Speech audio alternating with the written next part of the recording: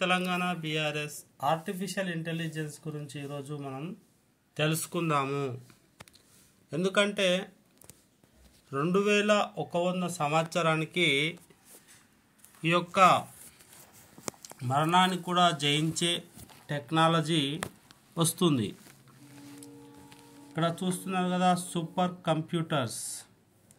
ఇవి ప్రపంచాన్ని మార్చివేసే యంత్రాలుగా మన ముందుకు వస్తాయి. అప్పుడు ఈ టెక్నాలజీ రంగం ఎంతగా అభివృద్ధి చెందుతుందంటే 2100 సంవత్సరానికి ఇక్కడ చూస్తున్నట్టు ఎక్కడ చూసినా బిల్డింగ్లు, ఎగిరే కార్లు మనకు దర్శనమిస్తాయి. ప్రతి ఒక్కరికి వాహనం అనేది ఉంటుంది. ఆ వాహనాలు నడిచేటందుకు పెట్రోల్, డీజిల్ అయితే వాడరు. అప్పటికే మొత్తం అయిపోయి ఉంటాయి పెట్రోల్, డీజిల్. మరి ఏ ఇంధనం వాడతారు అనే ప్రశ్న. ఇక్కడ H3 హీలియం అనే ఇంధనం చందమామ నుంచి కానీ వేరే గ్రహాల నుంచి కానీ తీసుకోవడంలో మనిషి సఫలీకృతం అవుతాడు. ఇంత గొప్ప టెక్నాలజీ వస్తుందంటే చాలా గొప్ప విషయమే కదా. ఇలాంటి గొప్ప టెక్నాలజీ 2100 సంవత్సరానికి చాలా దేశాలు, ఇండియా కావచ్చు, తర్వాత చైనా, జపాన్, అమెరికా, ఇలా చూసుకుంటే టెక్నాలజీ రంగంలో చైనా ఒకంత ముందే ఉంటుంది. భారత్ కూడా ఏం తక్కువేం కాదు. భారత్ కూడా టెక్నాలజీ రంగంలో చాలా ముందుకెళ్తుంది. ప్రతి స్మార్ట్ ఫోన్ డివైస్ కూడా ఒక చిన్న స్టిక్కర్ లాగా చేతిపై వేసుకొని ఆ డివైస్ని అమర్చుకుంటే చాలు. మనం ఎక్కడున్నా, ఏం చేస్తున్నా, ఎవరితోనైనా కమ్యూనికేషన్ చేసుకోవచ్చు. అలాగే ఏ వస్తువైనా డ్రోన్లతో ఇంటికి తీసుకురావచ్చు. శరీర శ్రమను చాలా తగ్గిస్తుంది ఈ యొక్క రోబో ప్రపంచం. ఇక్కడ కనిపిస్తున్నటువంటి రోబోలు మనిషిలాగానే ప్రవర్తిస్తూ మనుషులు చేసే పనులన్నీ కూడా రోబోలు చేస్తాయి. అప్పుడు మనిషికి శారీరక శ్రమ అనేది తగ్గిపోతుంది. చాలా మనము ఎన్నైతే మనిషి కలలు కన్నాడో ఆ కలలన్నీ నెరవేర్చుకునే అవకాశం కూడా ఇప్పుడు వస్తుంది. ఎందుకంటే మనిషి ఊహించుకుంటాడు, ఇలాంటి జీవితం కావాలి, ఇలా బిల్డింగ్లు అనుకుంటాడు. అయితే మనిషికి పెద్ద భయంకరమైనది మృత్యువు. ఆ మృత్యువు పైన కూడా విజయము 2100 సంవత్సరంలో సాధ్యపడుతుంది టెక్నాలజీతో. ఎలా అంటే వాళ్ళు బ్రతికి ఉన్నప్పుడు కొద్ది రోజులు చనిపోయే ముందు మిషన్లే చెప్పేస్తాయి, పలానా టైంకు పలానా రోజు నువ్వు చచ్చిపోతావని.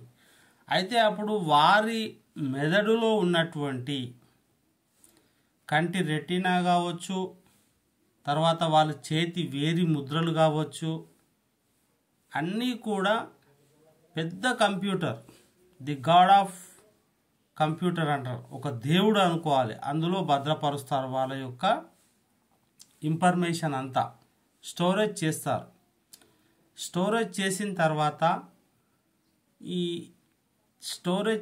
తర్వాత ఏం చేస్తారంటే, అతడు చనిపోగానే ఒక వ్యక్తి కానీ, ఆమె కానీ, అతడు కానీ, మనం ఇక విజయం సాధిద్దాం, ఒక ఇద్దరు మిత్రులు ఇక్కడ అనుకుంటున్నారు. సరే, మరణించిన తర్వాత మనం ఎలా బతికిస్తాం, మనం వాళ్ళ నుంచి ఏ విధంగా బయటికి తీసుకొస్తాం అంటే, ఇక్కడ ఒక విషయం గమనించండి. మనము శారీరకంగా ఉన్న భౌతిక డిఎన్ఏతో ఏర్పడినటువంటి మనిషిని మాత్రం తీసుకురాలేం, కానీ వాళ్ళ యొక్క అనుభవాలు, వాళ్ళ యొక్క మాటలు, వాళ్ళ యొక్క పనితీరు, వాళ్ళ యొక్క మనస్సు ఏ విధంగా మాట్లాడతారో ఆ విధంగా కంప్యూటర్లో ప్రోగ్రామ్ చేస్తారు. ఇక్కడ చర్చించుకుంటున్నారు కదా, ఆ విధంగా ప్రోగ్రామ్ చేసి దాన్ని సూపర్ కంప్యూటర్లోకి పంపిస్తారు. అప్పుడు సూపర్ కంప్యూటర్లోకి పంపించినప్పుడు ఏమవుతుంది, అదే ప్రోగ్రామ్ను రోబో యొక్క మిషన్కు అప్లై చేస్తాం. సరే చేద్దాం, ఇద్దరు మిత్రులు అనుకుంటే ఇక్కడ రోబో ఉంది కదా, ఈ మిషన్లకు ఆ యొక్క ఇన్ఫర్మేషన్ అంతా అందిస్తారు. అప్పుడు మంచివారైతే ఎలా ఉంటుంది, చాలా మంచిగానే ఉంటుంది. అదే చెడ్డవారైతే ఇంకా చెడు ఇంకా ఎక్కువగా జరిగే అవకాశం అయితే ఉంటుంది. కాబట్టి అనేక రకాలైనటువంటి ఒడిదుడుకులు ఎదుర్కొంటాడు మనిషి. రోబో ప్రపంచం వచ్చేస్తుంది, అనేక రకాల ప్రపంచం, రోబో ప్రపంచం అయితే వస్తుంది. చనిపోయిన వ్యక్తి యొక్క జ్ఞాపకాలు, తాను ఇంకా ఏదైనా సాధించాలనుకునేటటువంటి విషయాలు ఉంటాయి కదా, వాటన్నిటికీ మనం మళ్ళీ రీబర్త్ మనకు టెక్నాలజీతో మనిషి సాధించుకుంటాడు. ఇక్కడ చూస్తున్న ఈ సూపర్ కంప్యూటర్ నుంచి సిగ్నల్స్ వెళ్తూనే ఉంటాయి. మొత్తం ఈ యొక్క గ్లోబల్ మన భూమి చిన్నదైపోతున్నప్పుడు అన్ని గ్రహాల మీద మనిషి ఆధిపత్యాన్ని అయితే సాధిస్తాడు. ఈ యొక్క మన సూర్య మండలం అంటున్నాము, ఈ యొక్క ఇంకోటి ఏంది అంగారా గ్రహం పైన, తర్వాత మన 9 గ్రహాల పైన ఇలాంటి రోబోలు ఇక్కడ చేసి సేమ్ ఇప్పుడు ఉన్నటువంటి మనిషి ఏ విధంగా కంపెనీలలో ఫ్యాక్టరీలలో వర్క్ చేసుకుంటున్నాడో అట్లా తన నియంత్రణలోకి మనిషి అన్నా వెళ్ళొచ్చు, లేదా మనిషి నియంత్రణలోకి రోబోలన్నా రావచ్చు. రాకెట్లు ఎగరేస్తాడు, మృత్యుపై విజయం సాధించేస్తాడు, చాలా విధాలైనటువంటి విజయాలు సాధిస్తాడు.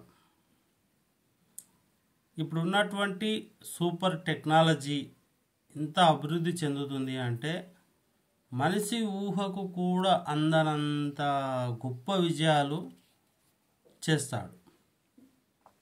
ఒక విషయం చూడండి, ఇది పెద్ద సూపర్ కంప్యూటర్లో ప్రోగ్రామ్ చేస్తారు ఈ యొక్క రోబోట్కు వీళ్ళు సైంటిస్టులు. ఈ ప్రోగ్రామ్ చేయడం వల్ల అనేకమైనటువంటి విషయాలు మనకు అవగతం అవుతుంది ఆ రోబోకు. అప్పుడు ఒక బ్లాక్ హోల్ ఉందనుకోండి, మనము ఈ కృష్ణ బిలాలు కృష్ణ అంటాము, అలాంటి మనం ఎన్నడూ ఊహించనటువంటి ఆ యొక్క బ్లాక్ హోలు, గ్రావిటీ, టైం అనేవి అన్నీ ఒక కర్వ్లో ఉంటే, అయితే ఈ యొక్క టైం డైల్యూషన్ కానీ టైం కానీ ఈ యొక్క బ్లాక్ హోల్ తిరగడం కానీ గ్రావిటీ కానీ ఇంతవరకు మనిషి ఆ పదార్థం సూక్ష్మమైంది గ్రావిటన్ అనే పేరు పెడదాం అనుకున్నాం కదా, ఆ గ్రావిటీ యొక్క డెన్సిటీ ఆ యొక్క కణాన్ని ఈ యొక్క ఆర్టిఫిషియల్ ఇంటెలిజెన్స్ అయితే సహాయంతో మనము 2100 సంవత్సరానికి కనిపెట్టడం జరుగుతుంది. అంటే దాని గురించి పూర్తి అవగాహనకు వస్తాడు మనిషి. అప్పుడేమవుతుంది, మనం టైంను కూడా కంట్రోల్లో చేస్తాం. ఇక్కడ ఒక విషయం గమనించాలి, టైం అనేది ఎలా ఉంటుంది, దేనిలో ఉంటుంది అనేదంటే టైం అనేది పదార్థంలో ఉంటుంది, పదార్థాన్ని బట్టి ఉంటుంది. కాబట్టి ఈ యొక్క బ్లాక్ హోల్లో టైం అనేది ఉండదు. అంటే అక్కడ పదార్థం లేదా అంటే ఉంది, అక్కడ కూడా టైం ఉందని మనిషి గ్రహించి ఆ టైంలో ఉన్నటువంటి ఇన్ఫర్మేషన్ అంతా ఒక కంప్యూటర్లో భద్రపరుచుకుంటారు. ఇక్కడ చూస్తున్నారు కదా, ఇలాంటి ఒక మనిషి మెదడు కన్నా కొన్ని వేల రెట్లు ఉన్నటువంటి బ్లాక్ హోల్స్లో ఏముంది ఏం కథ అదంతా తెలుసుకొని మానవాళి ఇంకా ముందుకు పోయే విధంగా అనేకమైనటువంటి సిద్ధాంతాలు రూపొందించి మనిషి చాలా గొప్ప గొప్ప విషయాలు సాధిస్తాడు. అనేక చర్చల్లో ఈ యొక్క గ్రావిటాన్ అనేటటువంటి కణాన్ని కనిపెట్టి చాలా చాలా విషయాలను అయితే ముందు వస్తాయి. ఇంత సాధించిన తర్వాత చాలా గొప్ప విషయమే కదా బ్లాక్ హోల్ను, గ్రావిటీని, వీటన్నిటినీ కూడా మనిషి ఎక్స్ప్లోర్ చేస్తున్నాడంటే మనకు అప్పుడు ప్రతి వ్యక్తి కోటీశ్వరునిగానే ఉంటాడు. ఈ పేదరికం, ధనవంతుడు, బీదవాడు అన్న తేడా లేదు. ఇక ప్రతి మనిషి ఒక శక్తిగా మారుతాడు.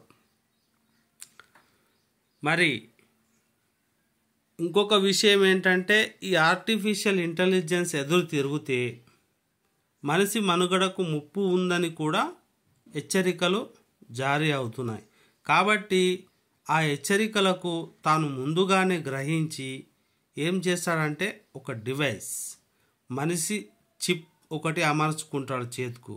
ఇది మనిషా లేకపోతే యంత్రమా? ముందుకు రాగానే తెలిసిపోతుంది మనకు ఇది యంత్రము, ఇది మనిషి. అలాంటి ఒక టెక్నాలజీ కూడా వస్తుంది. ఇక్కడ గ్యాదర్ చేస్తున్నాడు తన ఇన్ఫర్మేషన్ అంతా. చూడండి, ఒక మనిషి అతడు చచ్చిపోయాడు.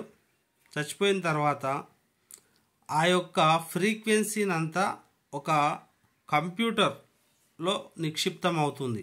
తన రూపం, తన జ్ఞాపకాలు, తన డిఎన్ఏ, తన ఫింగర్ ప్రింట్స్, తన కంటి రెటీనా అన్నీ ఈ విధంగా అయిన తర్వాత ఒక సూపర్ పవర్ఫుల్ హ్యూమన్ రోబోస్ ఇక్కడ కనిపిస్తాయినా కూడా రోబోనే. ఆ విధంగా ఒక మనిషిలా ఉండేటటువంటి ఒక రోబోను తయారు చేసి ప్రపంచంలోకి ఒక కొత్త జీవితంలోకి మనిషి అయితే అడుగు పెడతాడు. కంప్యూటర్లో ఇప్పుడు చూపించిన విధంగా ప్రోగ్రామ్ చేస్తారు. ఆ చనిపోయిన మనిషి యొక్క వ్యక్తి రూపం కావచ్చు, అతని భావనలు కావచ్చు. తర్వాత రోబో ఇక్కడ కనిపించేది. ఈ రోబోకు ఆ యొక్క ప్రోగ్రామ్ను అమలుపరుస్తాడు. ఇక్కడ చనిపోయేది చూపిస్తున్నారు. ఇక్కడ వీరిద్దరు మళ్ళీ మాట్లాడుకుంటారు చచ్చిపోయిన వాళ్ళు. అంటే మనిషి టెక్నాలజీలో, మనిషి కోరికలో ఈ దేవుడు, వీళ్ళు, ఇవి కల్పిత కథలను కూడా వాస్తవ రూపంలో చేసేటటువంటి మనిషే ఒక దేవుడిగా మారిపోతాడు, ఒక క్రియేటర్ అవుతుంది. సూపర్ కంప్యూటరే ఒక పెద్ద దేవుడు అవుతాడు అని చెప్పడానికి ఎలాంటి సందేహం లేదు. ఇక్కడ కనిపిస్తున్న రోబోలు చాలా చాలా మనకు పోయిన వారి యొక్క జ్ఞాపకాలను మళ్ళీ మనము మానవ మెదడు భగవంతుడు దేవుడు ఇచ్చినటువంటి ఈ యొక్క మానవ జీవితం కంప్యూటర్లోకి వచ్చిన తర్వాత ఆ విధంగా ఉండదండి. సేమ్ మన మనిషిలాగానే ఉన్నప్పటికీ కూడా వైవిధ్యం అనేటటువంటిది ఉంటుంది. ఆ వైవిధ్యం ఏ విధంగా ఉంటుంది, ఎలా ఉంటుంది అని తెలుసుకోవాలంటే ఆ ప్రోగ్రామే. కాబట్టి మనకు ఎదురు తిరిగే అవకాశాలు అయితే చాలా ఎక్కువగా ఉన్నాయి. ఈ సూపర్ కంప్యూటర్ వల్ల మనిషి మనుగడకు ప్రమాదం ఎంత అంటే ఊహించలేం. అలాగే లాభాలు కూడా మనం ఊహించినంతగా ఉంటాయి. ఏ పని చేయాలన్నా ఈ కంప్యూటర్స్ను మనం చాలా జాగ్రత్తగా వాడుకోవాలి. ఎక్కడ పోయినా ఒక డివైస్ మనకు ఉండాలి. ఆ డివైస్ కూడా మన చేయి నుంచి జారిపోతే ఇక వాడి పైన అయిపోయినట్టే. కంప్యూటర్లు వాడిని అప్పుడే అరెస్ట్ చేసేస్తాయి, అంటే తమ స్వాధీనంలోకి తీసుకుంటాయి. కాబట్టి 2100 సంవత్సరంలో మనిషి అనేక అద్భుతాలు సృష్టిస్తాడు. కంప్యూటర్ ప్రోగ్రాంలో విజయాలు సాధిస్తారు. అలాగే మృత్యుపై కూడా విజయం సాధించే దిశలో ప్రయాణించి మరి కాంతి వేగానికి సంబంధించిన పరిశోధనలు సూపర్ కంప్యూటర్ ద్వారా చేసే ప్రయత్నం అయితే చేస్తారు. వేరే గ్రహాలపైన ఏలియన్స్ని అప్పటికే ఇంకా గుర్తిస్తారు. వాళ్ళతో సంబంధాలు కూడా నెలకొల్పే ప్రయత్నం అయితే జరుగుతుంది. ఒక ప్రవాహంలా ఇంటర్నెట్ అనేది ఇదే ఒక పెద్ద దేవుడైపోతాడు. అది తలుచుకుంటేనే ఆశ్చర్యచకితులై మనిషి రోబోలే ఇంకొక రోబోలను సృష్టించుకుంటాయి. మనిషి చాలా సుఖవంతమైన జీవితానికి అలవాటు పడతాడు. సినిమాలు తయారు చేసుకోవాలన్నా కూడా, పాటలు పాడాలనుకున్నా కూడా ఈ రోబోలే చేస్తాయి. రోబోలే సూపర్ స్టార్ కావచ్చు. ఇక్కడ మనిషి కట్టు బానిసలాగా ఉండిపోవచ్చు. అలాగే ఈ వీడియో ఎలా ఉందో నచ్చితే కామెంట్ చేయండి, లైక్ చేయండి, షేర్ చేయండి, సబ్స్క్రైబ్ చేసుకోండి. థ్యాంక్ యూ అందరికీ. తప్పకుండా లైక్ అయితే చేయడం మర్చిపోకండి. ఈ వీడియో ఎలా ఉందో తప్పనిసరిగా ఒక కామెంట్ చేయండి. 2100లో ఎలా ఉంటుందో మన ప్రపంచం. ఈ సూపర్ దేవుని కంప్యూటర్ అని కూడా అనవచ్చు దీన్ని. అలాగే థ్యాంక్ యూ, ధన్యవాదాలు.